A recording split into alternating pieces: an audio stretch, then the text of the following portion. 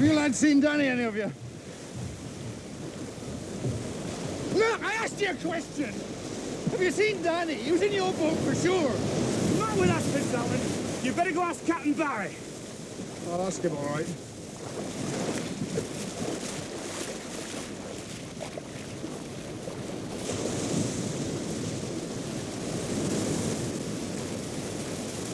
To my sister Elizabeth, our mother's locket, which I know she will treasure.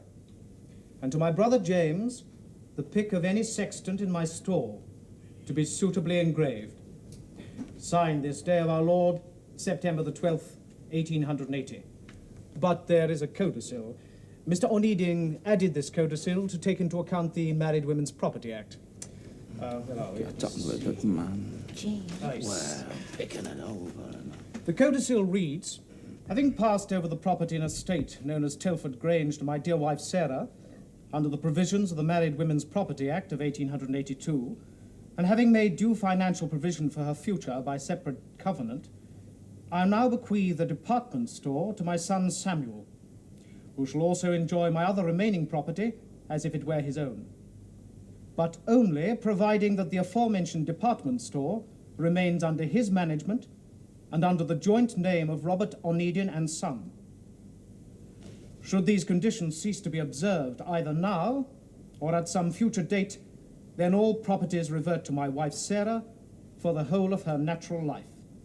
Signed this day of our Lord, 15th of March, 1883. Cunning, crafty devil. Well, I think that is all for the present. If you would care to attend me in my office, tomorrow, shall we say?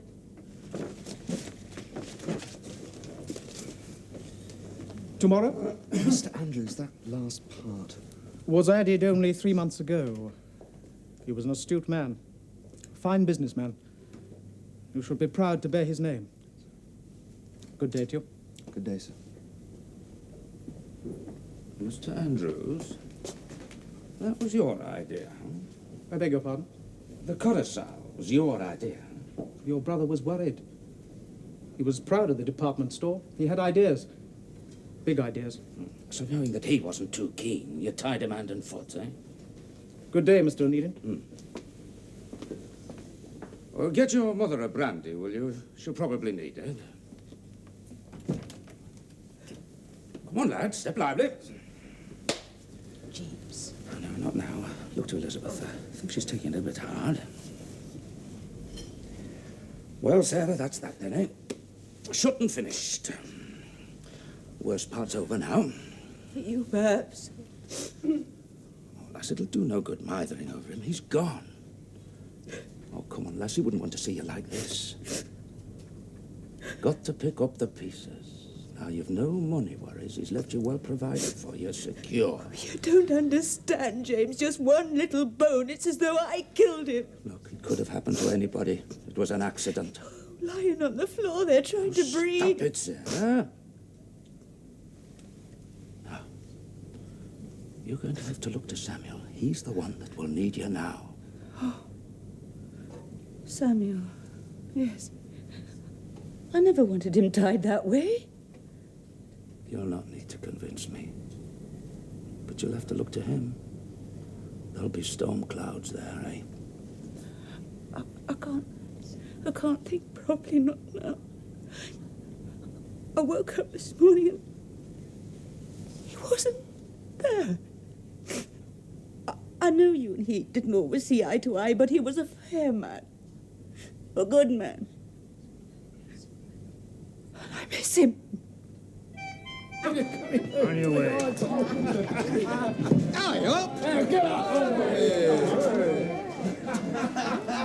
Captain Barry! Couldn't help it. You think I wanted it? I give warning enough. You heard me. He was your friend. You could have looked to him, Mr. Fitzallen, so don't blame me. You let him go down. Him as could swim like an otter. You let him drown. You hold your noise, mister. You're in it with me, Fitzallen. You're a mate. You knew what was going to be. What were you paid for?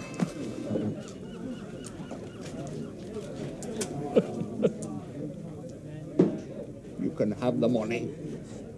I want my friend alive again. You've lost a friend.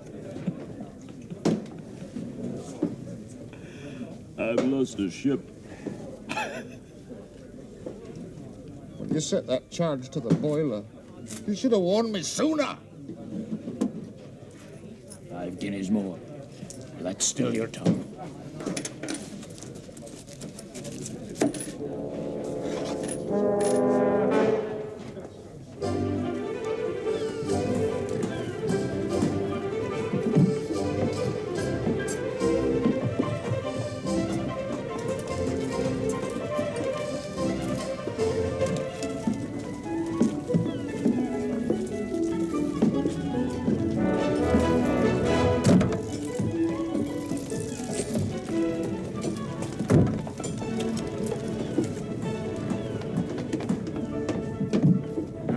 You aboard, sir? Captain Baines, I presume? I am, sir. Well, I have some private business with Mr. Onedin. My name is Buxton. Onedin knows me. You're the representative of the salvage people. Not our line of country, sir. I'll lay a small wager that he and I are doing business within the hour. I'd not bet on that, Mr. Buxton. Well, I thought we'd got rid of each other. Indeed. All right, then, Plains, thank you. Well? Well, Mr. Onedin, I think you'd say you were fairly treated over the matter of the Neptune. I'd say the insurers did what they had to do. Oh, come now. You were happy enough? Well, what do they want? Well, they have a problem. And they came to me, mentioned your name. Onedin, there was a favor done. Well? It's the Indian Queen. She went down with a cargo of copper sheets, a lot of it. It's not my line, Mr. Buxton, sorry. Not to lift it, just to check it. Now, the man who bought and insured this cargo is known to my principals. That's why they're on it so soon. I assume this is between us two. Well, he's a businessman. His name is Lilly. He had a factory making iron pipes, all sorts. 5 years ago, that was burnt down. He was a rich man. Then he was burgled, lost £15,000 worth of silver, so he said. Did they pay you? Of course they did. And now, it's the Indian Queen. Comes in threes. Trouble. My principals are not prepared to accept the loss. Not without checking first. Well, an overinsured cargo in an overinsured ship. It's been done before. Will you help me? Well, I'll have to ask some questions. Usual percentage of the cargo. Well, I'll try and keep it as reasonable as possible. And discreet. I'll try. You're a pleasure to do business with. Captain's name is Barry. Aye. Very old man, I believe. You'll find his name on some of these manifests and bills of lading. Of course, your principals face quite a high bill if this is square and above board. Oh, and I will need to hire a diver. Well, I didn't expect you to swim down yourself. There is one other thing. This man, Lilly, is a client of a Liverpool banker, name of Beaumont. He might be of use to you. I'm sure that Samuel thinks that I made Robert put that final clause in the will. But Robert did it for his own good. Robert always knew best, you see. Letty, Mrs. McGarhy is here and she says she must speak with you. Doctor asked her to come in. You sit there. You drink your tea and welcome. Oh, Mrs. McGarhy, do come in. I'll not take your time up, missus. Not for long, anyway. Excuse me. Sarah, this is Mrs. McGarhy. She helps me with the sack mending. In fact, she's my right arm. And likely it'll get cut off the way things are going down there. You've not been coming down much. Through being so busy up here, no doubt. I have been busy, yes. Well, we've not been down there. There's not enough work for a girl to carry on, and you with 30 women set on and no work to speak of. The last order, 10 days back. Done with. Nothing new. And us sitting there with idle hands. Well, I'm telling you, missus, we've got to talking, and we know the situation. We've seen it all before, and never a doubt we'll see it all again. We're sorry for you, but on your way. We've heard it all before. We're not taking charity, we know that. But you've not brought us in the work, and we're not fit to go out begging for it. No, should you, Mrs. McGarhy? Aye, that's what I say. Well? I'll do something, what I can. Lay some off, missus. There's 2 or 3 already been stirring the pot down there. Idle hands, and that means trouble. And if you don't bring us in the work, then we shall be at each other's throats, and yours too, like as not. Are you threatening me, Mrs. McGahey? I'm telling you, we're only earning when we're working. Promise work, and a fair rate for each sack sown. And I'm telling you, there's no work. I'll find something. Tell them I'll find something, and they'll be kept on. You can tell them that, too. Captain Baines? Yes, sir. I want you to get the ship ready to sail. Oh, and we'll need Smethurst. What for? Just get him for me. Tell him to bring his diving gear, tell him it's a deep water job, and tell him that the job is paid well. Oh, another thing. I want you to find a Captain Barry for me. Liverpool man? Captain of the Indian Queen. She's down 30 fathoms. That's the gossip about her. Don't forget the gossip. Just find it. Anything else, sir? No, nothing else. Right, you heard, Mr. Onedin. Come on, stow ship safely. Make ready for sea. Lily. Ah. I've been offered this cargo by a third party. Now, this Mr. Lilly banks with Mr. Beaumont, and I wondered if you'd done any business with him. He's a respected man in Manchester, I understand. So you have done business with him? In a way. Oh, shipped with him, eh? Can't have been very happy, otherwise why come to us? No, I've not shipped for him. No, but you have done business, eh? Well, have you, haven't you? I bought into a cargo, that's all. Oh, indeed. Now, there's nothing wrong in that, Uncle. Oh, no, not so long as it's profitable. So, this Mr. Lilly, he's straight, eh? Aye. Good. Oh, thank you. Good day, Uncle. Oh, by the way, your mother does know. About the cargo.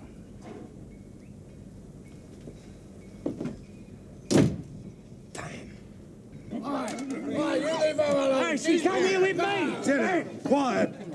Quiet, the two of you. You'll both be out.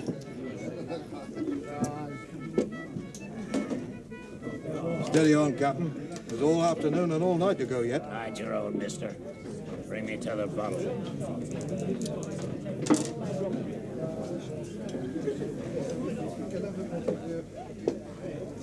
He'll be roaring drunk by 6 and dead drunk by 10, poor old devil. Don't serve him then. He needs his medicine. Just lost his ship.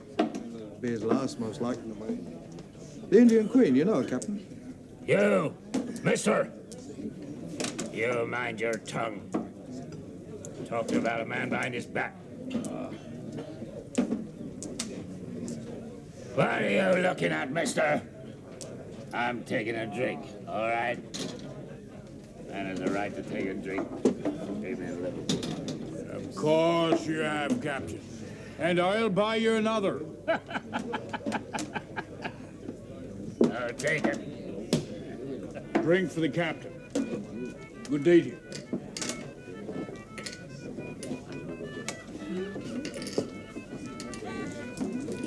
What did he want? I don't know. What do you want? A drink?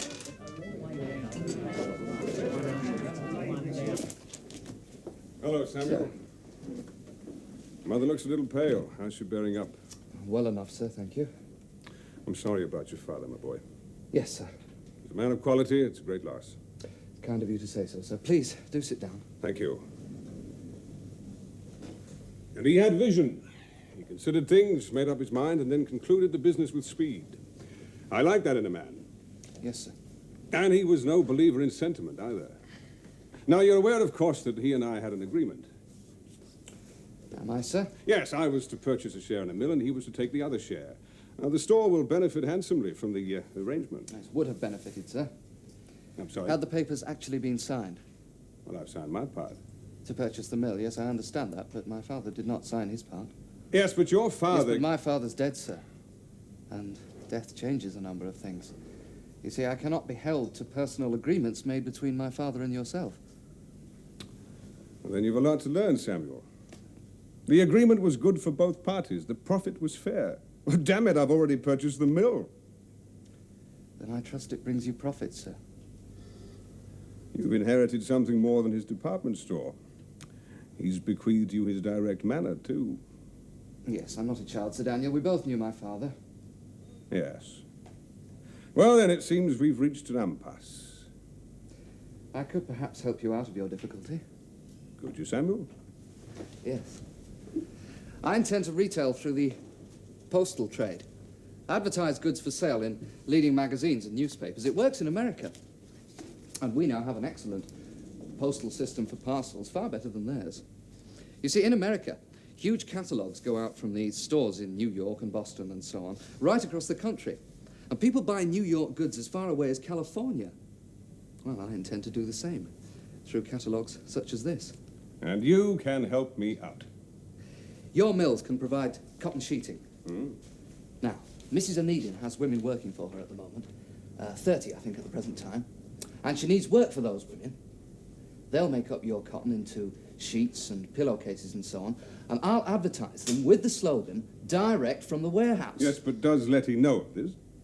No, not yet, but can you supply? Oh, yes. My prices, of course. Well, I'm not so sure about that. Then I'll go elsewhere, sir. You're a cool customer for one so young. I think you'll find these prices to your satisfaction, my boy. Not asleep yet, Samuel. You see, your printer happens to be a member of my club. Good morning.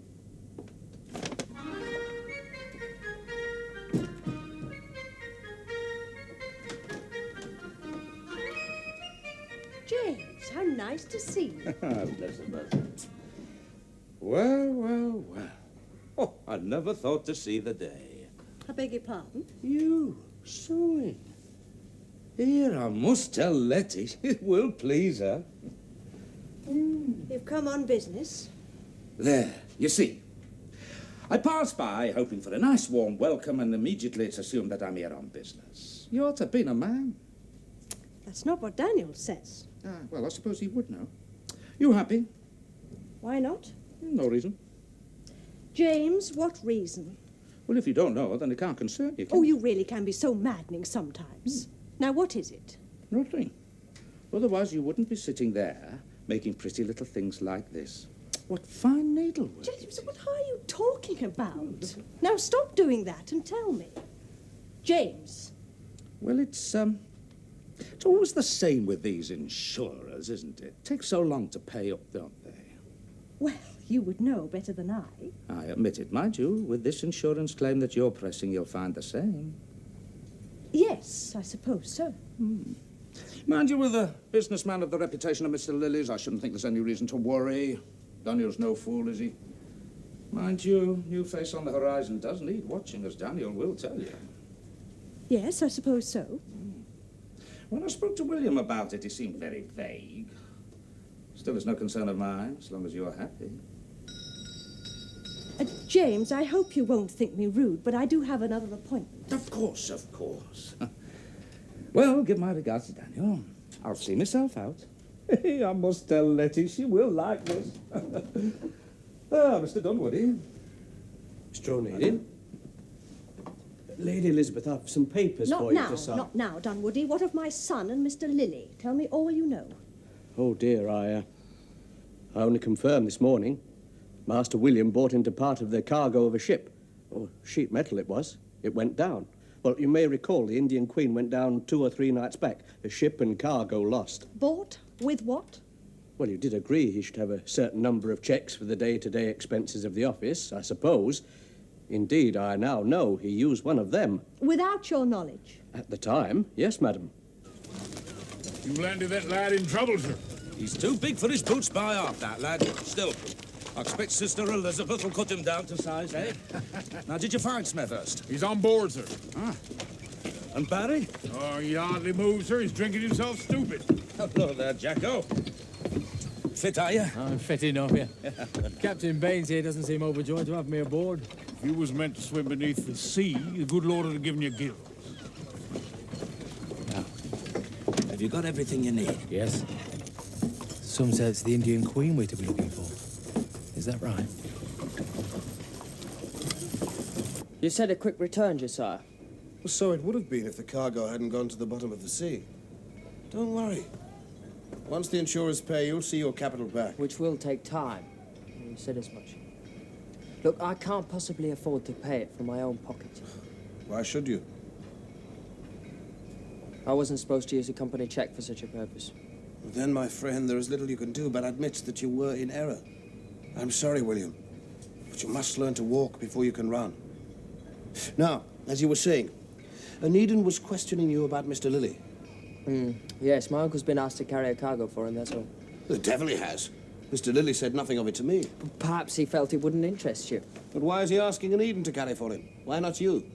After all, it would be small recompense for your loss. That is to say, your temporary loss. Yes.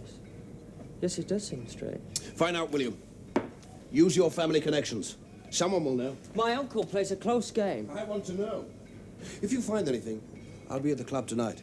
You best come along and see me there. I'm dining with Mr. Lilly, and I want to know where I stand. Find out. There you are, Captain. I'm an old man, Captain. You have a life ahead of you. Do you love your ships, Captain? Yes, I do. Once, round the Horn, there was a man washed over. You know the run there. Catch the weather right, you 'em through like silk. Get it wrong, and you're done for. That man washed over was my brother. Now I'm washed ashore, on the beach, finished. But no one has talked to me since I lost 3 days back. She went down under me. Boiler blew and she went down under me, Captain Onedin. You ever lost a ship? You? Yes. Your boiler blew? Festering business now! All business! Profit can be damned to them as gets it for them. Be damned to the ships they send down. Send down, Captain.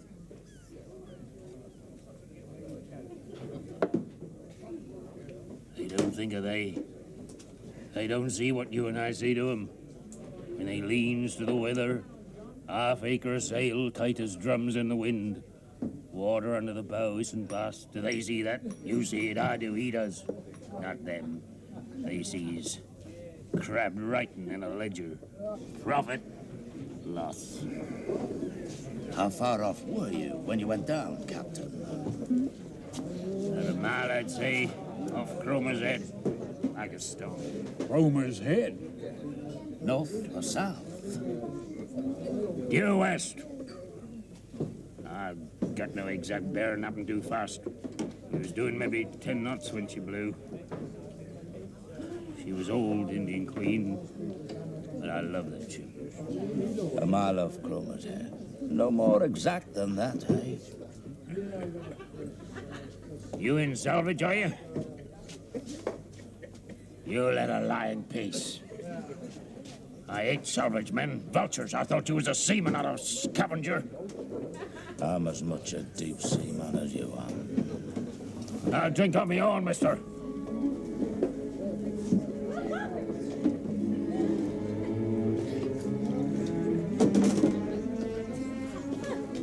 Only ship I ever lost.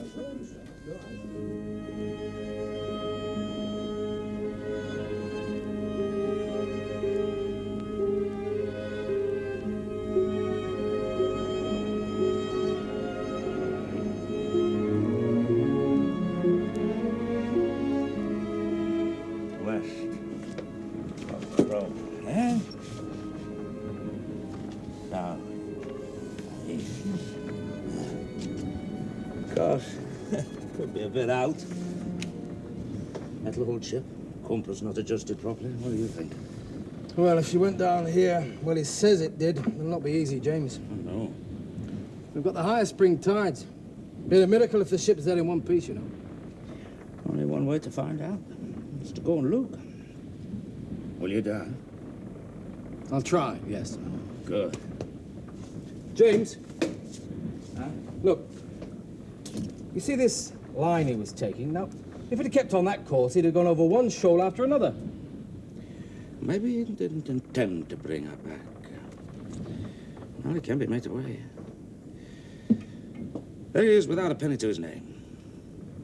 Somebody offers him a nest egg. Oh, it's a temptation.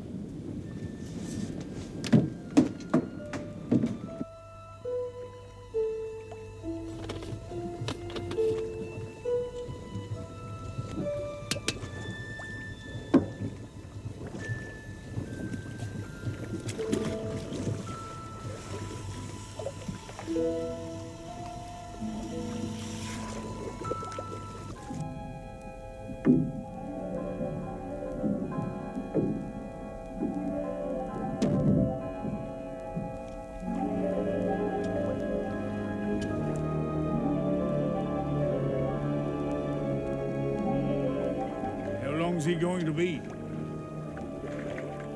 Tell us when he's ready.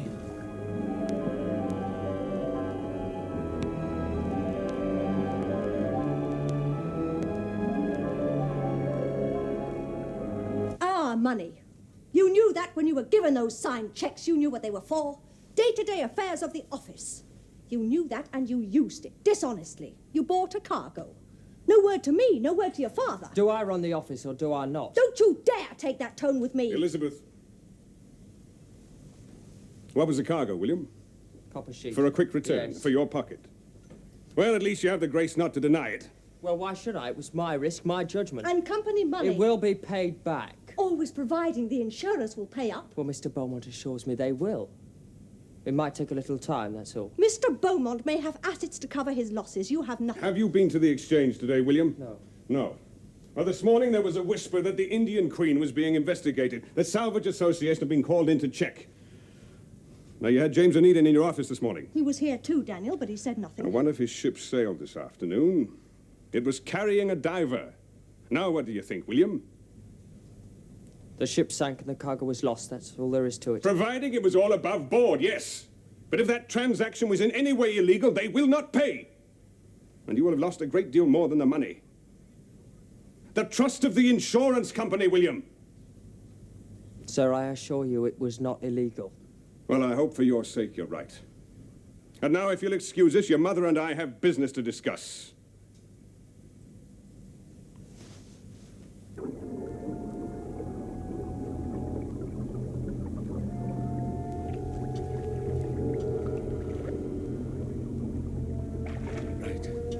Haul him up. Don't stop pumping!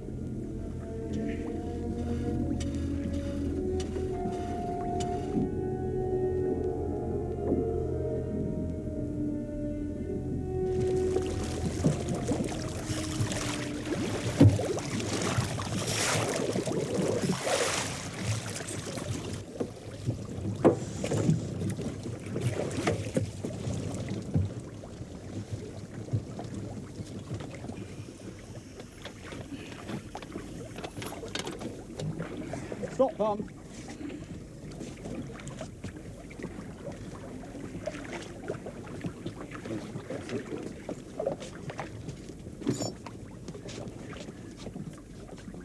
James, there's nothing down there. No debris. No, there's no sign of any ship. Oh, we're wrong, James. Or rather, Captain Barry is. Are you sure? He said the boilers blew and they abandoned ship. That means they went down fast.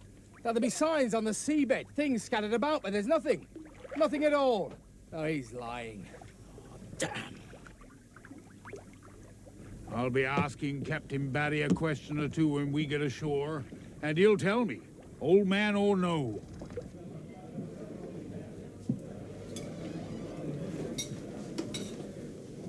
More wine, Beaumont. You haven't answered my question, Mr. Lilly. Why give a cargo to the Onedin line? I haven't answered, my dear Beaumont, for the simple reason that there is no answer.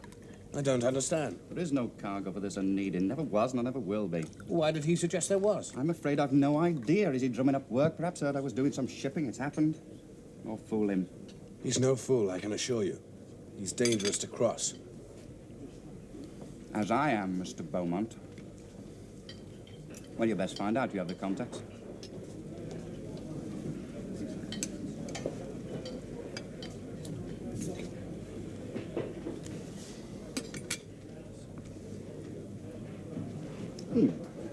Ask Mr. Fraser to be so kind as to join us. Yes, sir. Your friend? He invested in part of that cargo. Oh, of course. Well, he'll have to wait like the rest of us. Oh, William, may I introduce you to Mr. Lilly? Hello. Do. How'd you do, sir? Do sit down, Mr. Fraser. Join us. Do you have something to eat? A glass of wine? No, nothing to eat, thank you, sir. We were discussing your uncle, Onedin. He sailed this afternoon carrying a diver. My father was in the exchange this morning. There's doubt about the Indian Queen. Doubt, sir? The salvage operatives hired my uncle. Indeed. Well, Mr. Lilly. It'll do you no good to hear more nor to speculate more, Beaumont. If there's more to tell, then I insist on hearing it, sir. Some wine, William. I may call you William, may I not? After all, we are partners, so to speak. The ship went down. True. An old ship with an even older captain. He wanted to retire, but he had no money. Now he's able to retire with a few guineas in his pocket. He scuttled the ship. The ship went down, Mr. Fraser. Yes. But our cargo did not. I don't understand. No, of course you don't. The copper sheets were never aboard her. Yes, I know what the manifest says, but then Captain Barry had to earn his retirement. So he took charge of that little matter. The copper sheets will be sold in due course. And the insurance? Oh, there. Well, we will, of course, collect that as well. And the insurance on the ship, of course.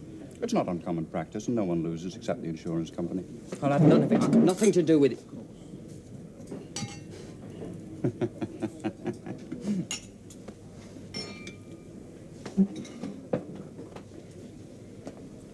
Should you breathe a word, my young friend, you'll find you're tied to me hook, line, and sinker. I've your name to papers, bills of lading, and a Fraser check. You're in with me. So are you, Beaumont. Up to your necks. I'm sorry, William. But come, friends, why the long faces? You'll make money, we all will. So drink up and enjoy the night. And if Onedin finds anything? He'll find nothing. The crew have gone, and now the captain's gone. There's no one to ask. There's nothing to find. Of course, you could talk to your uncle. Persuade him to let sleeping ships lie. Aye, why not talk to him, William? Point out the little difficulty. For be assured, boy, I have you by the throat. James, I want to talk about it. And I don't. Anyway, now's not the time, Letty. I'm in a hurry. Well, you're always in a hurry, and I won't be satisfied with it. Look, James, all I'm saying is that I'm not young, and I want your child before I'm too old to enjoy it. Well, at least let's talk about it. And I said not now, Letty, and I meant it.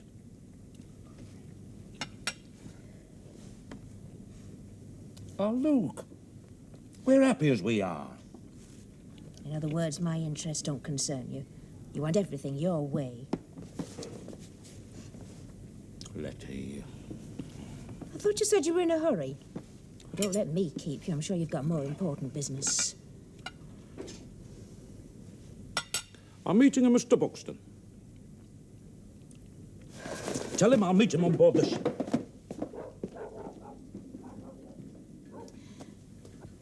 James. Oh, James, I'm sorry if I upset you.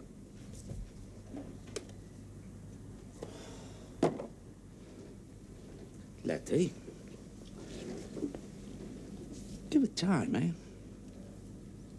Just... Well, not yet.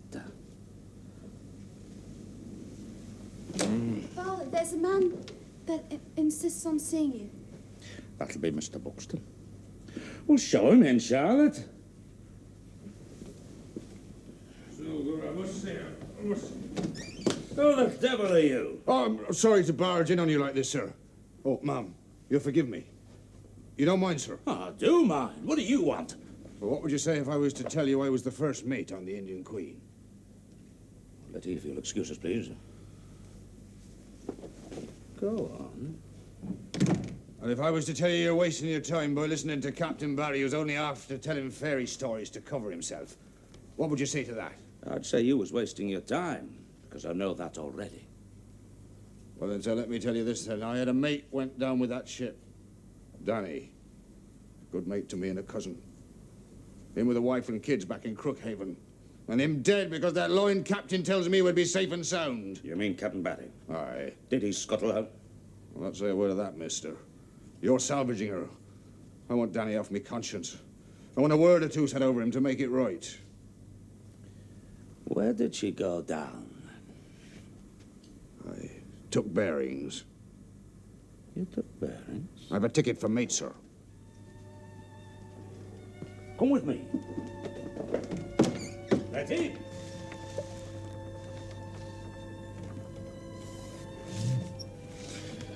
So that's where she lies, right on the edge of that deep. It's not a good place to dive, James. With these high springs, there'd be a strong current running. Well, best go now while there's still time. What do you mean? I'll have to hide tide tomorrow, so I'll not go down. That current could sweep me into the deep. Captain Baines, make ready, then. You won't be needing me along if you just put this over the side when you come to the spot, please. You'll be staying with us. Thank you very much, Baines. Uncle James? Uncle James? Uncle James, I have to talk to you. No time, I'm sorry. It's about the Indian Queen, Uncle. No, I'm sorry. We're leaving. Supposing you find out she was Scotland. If I find that out, I'll insure it. They hired me. They get what they paid for. Uncle James, listen. No, you listen to me.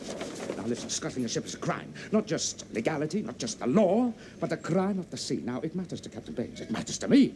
It matters to any man on board the ship who calls himself a sailor. Now, if you will excuse me. Baines, are we set?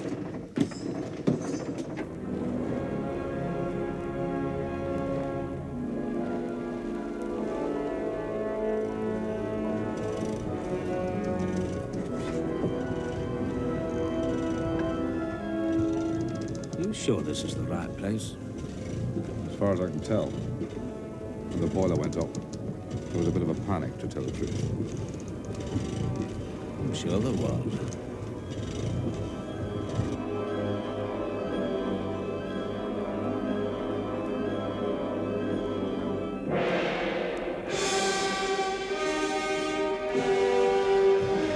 How long does he stay down there?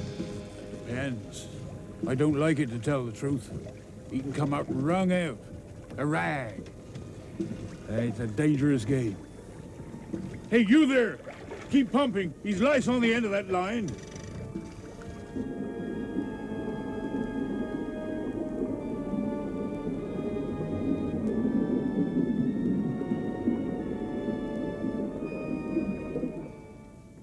Charlotte, your father's warned you.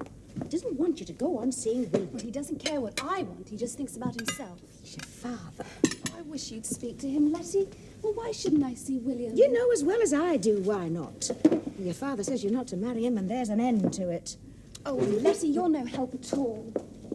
Charlotte!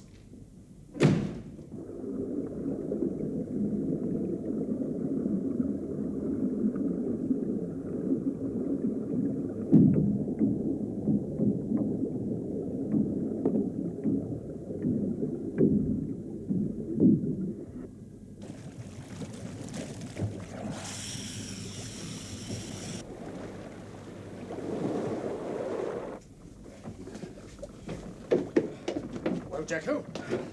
Well, Take your time. no, she's down there right enough, but there's nothing stove in that I can see. Yeah. Are you sure about that? Well, I've checked what I can, but she's lying at an angle, so I couldn't see all of her. Now, you said the boiler burst and she went down fast. That means she must be holed. Mr. Buxton. Go on, Jacko. I went down into the aft hold.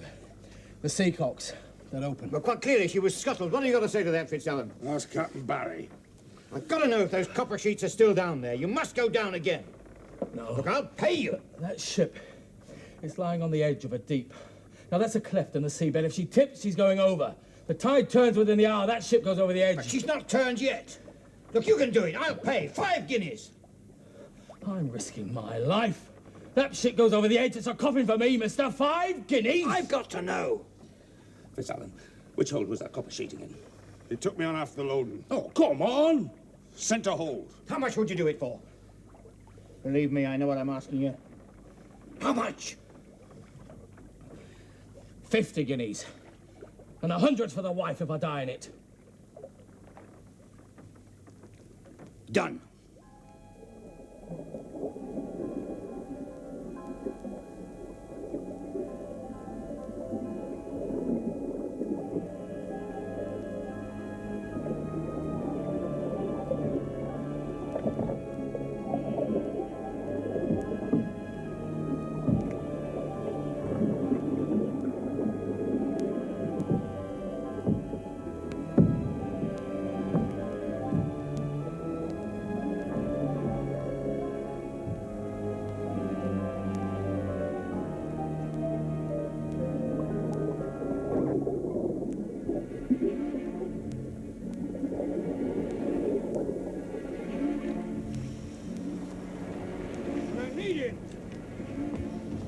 He's only just got down.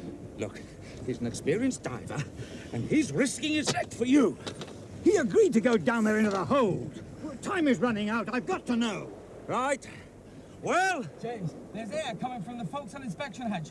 Bubbles of air. Now I need a weighted line and a crowbar to open there. If Johnny's anywhere, he's in that forecastle. He could be there, mister. Oh, Onedin, you're wasting valuable time. How could he be there? No one could survive. The air would be foul. If he was there, he'd have been dead days ago. Smethurst, we agreed to come out here to find out if that cargo was aboard. With a big pocket of air, there could be a chance. I mean, that ship that went down in the Clyde recently. There were men alive inside her for days. I can't serve 2 masters, James. Captain Baines, how long before that tide turns? 10 minutes, no more. I can't do both, James. Now, what's it to be? Go for the forecastle. Right, screw up my plate. And, James, when I pull on that line, you pull me up fast. You're making a mistake, Onedin. Not while there's a chance of saving a man's life. Not. Pump!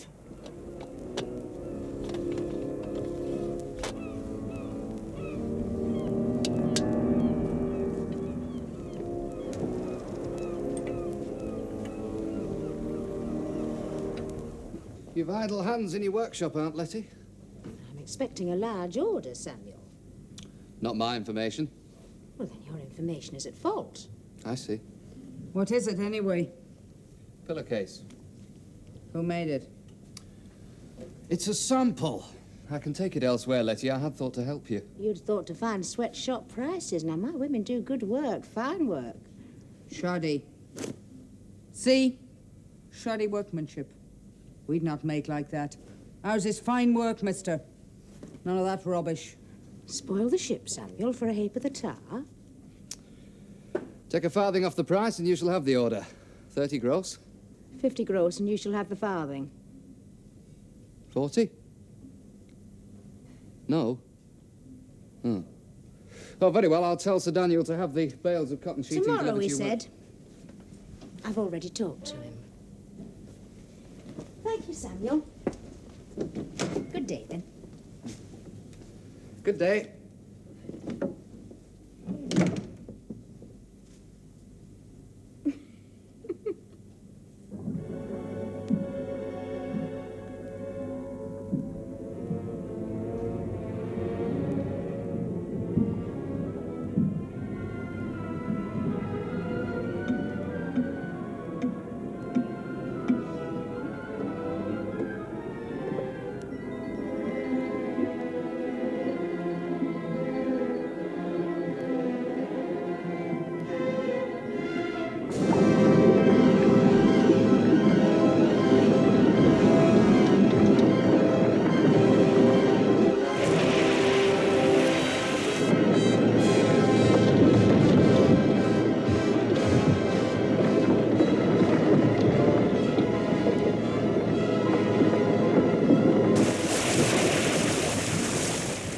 Gone.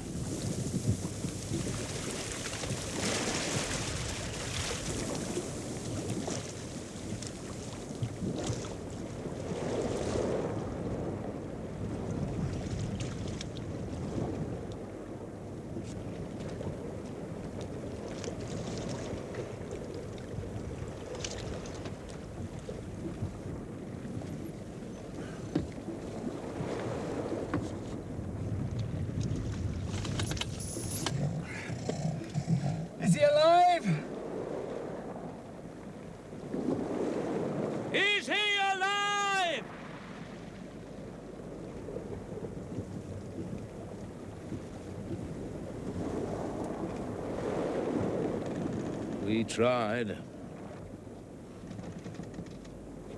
You know damn well that ship was scuttled, William. Now then, the cargo, was it still on board? Well, was it, William? What about your diver, Uncle? Did he say the cargo was still aboard? He didn't have time. And now the ship's too deep for anybody to die for it. James, you've no proof worth a candle. They'll pay up and that's an end of it. You're angry about a ship. All right, I understand that. Just a ship. A man. A man was in there, too. Trapped in the forecastle. I don't believe. Hmm? Well, then go down to my ship. Have a look at him if you've got the stomach for it. 4 days in the dark. He must have been mad when he died. Just look at his face. Huh? Is that the truth, James? Oh, here. Have this to remind you. He had it in his hand. Hang it up, William. Hang it up as a memento.